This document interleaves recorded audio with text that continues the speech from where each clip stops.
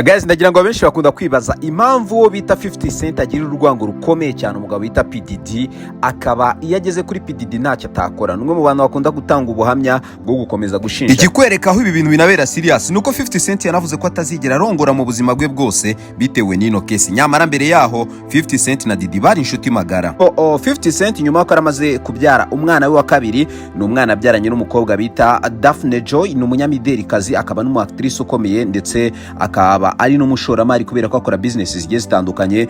Uyu mukobwa rero niwe waje kuba ikibazo hagati ya 50 Cent ndetse na P.Diddy, bituma uyu munsi urwango rwabo rwaranze guhagarara. Biragoye cyane kuba aba bagabo wenda byazashoboka cyane yuko aho P.Diddy ari uyu munsi biragoye ku buryo atangiye no guhamagara Perezida Leta Zunze Ubumwe za Amerika aramubwira ati twari inshuti, gerageza undwaneho basi unsabire imbabazi.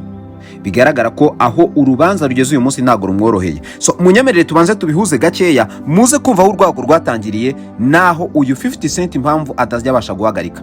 So 50 Cent mu buzima busanzwe afite abana babiri. Uwitwa Marcus ni umwana mukuru, we ni n'umusore mukuru cyane n'umuraperi.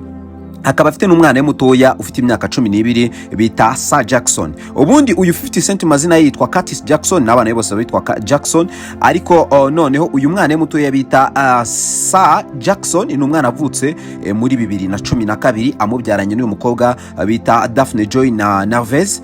Uyu mukobwa rero akomoka mu gihugu cya Philippines, akaba ari umunyamideli nkuko nabibabwiye, ni umumodo ndetse akora izindi nshingano nyinshi zigiye zitandukanye. Sofa ni munyemere maze masobane kuno mukobwa ubundi tuze kugaruka nyuma.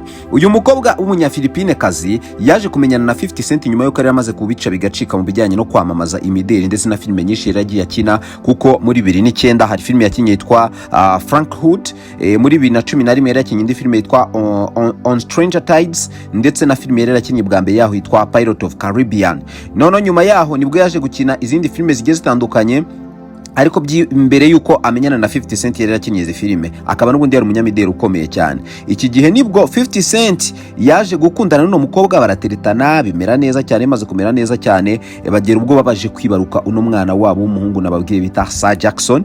Ariko muri icyo gihe umwana akiri muto cyane, uyu mukobwa kubera yuko urumva ni umunyamideli yabaga ari mu tuntu twinshi, na nyuma y'ibyo ngibyo wenda sinabibabwiye ko akora OnlyFans ni bya bindi abakobwa rimwe na rimwe mu bihugu byateye imbere ndetse no mu Rwanda numvishe ko byigeze gusa nk'ibihagera, ariko imperuka amakuru yuko bafata akaba yakwishyura subscribe, ukajya wishyura amafaranga runaka ukaba mubasha kumureba arimo kubyina yambaye ubusa, cyangwa se mukaba mwabasha kugirana ibihe bigiye bitandukanye, akaguha amavideo yiwe atambaye ndetse amavideo yiwe yose agenda agaragaza ubwiza. Ubwo bivuze ko uyu mukobwa nibyo yarasanzwe akora mbere yuko. Nyuma y'ibyo bya OnlyFans, uyu mukobwa akaba ari n'umuntu ukurikiranwa cyane kuri Instagram kubera ko afite 1,700,000 y'aba followers bamufollowinga, ndetse nanone kubijyanye no kwamamaza cyangwa se ibijyanye n'ubucuruzi na entrepreneur, akaba afite ikijyanye na bikini zo kogana ya launchinze zitwa Daphne Joy Swim, yazisoye muri 2024. Burumva n'umwaka ushize, bivuze ko uno mukobwa ahantu hose yaratakiye ntaho amafaranga atayashakira.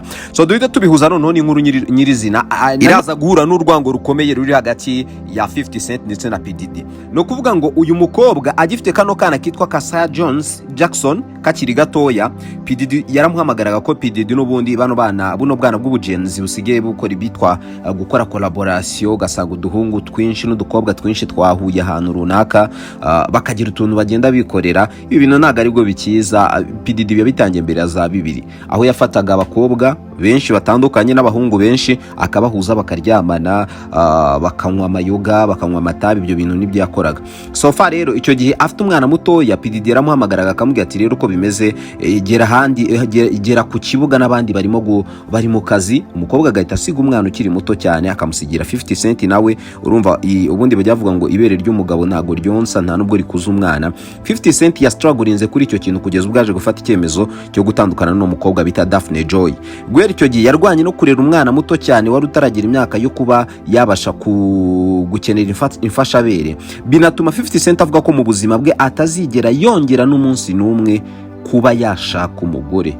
Aravuga ati ntago nzigera nshaka umugore mu buzima bwanjye. Ibi byose bitewe n'umuntu bita P.Diddy watumaga uyu mukobwa bakajya muri ibyo byabo byo kujya kuryamana, byo kugira ibiki byose, ndetse n'uwitwa Rick Ross mu magambo ye yavuze ko hari igihe uyu mugore wa 50 Cent Daphne Joy yajyaga afata uno mwana mutoya uno Sir Jackson akamusigira uno mugabo wita Rick akajya kuba yisambanira na Diddy. So ibintu rero yakoraga nk'ubunyamwuga, bigaragara neza yuko uru rwango rukomeye rwa 50 Cent ntaho rushobora kujya kuri Diddy, ariyo mpamvu gahunda yo kuba yamubabarira idashobora kuba yahagarara. Ibi byose rero ababizi cyane, muzi neza cyane ko abahanzi bagiye batandukanye muri Leta Zunze Ubumwe za Amerika ugiye gufata icyemezo cyo kurongora arabanza akagisha uyu nguyu bita 50 Cent inama, yamara kumugira inama akajya yabona kuba yabana n'umukobwa. So namwe mujye muri comment mutubwire se koko kuri mwe mubona 50 Cent ataba yarengereye gukabya ibintu akabigeza kuri uru rwego, aho agenda agaragaza neza yuko nta zindi mbabazi zirimo, nta n'ibindi bintu baganira na P.Diddy, bitewe nuko P.Diddy yagiye asenya ingo nyinshi zigiye zitandukanye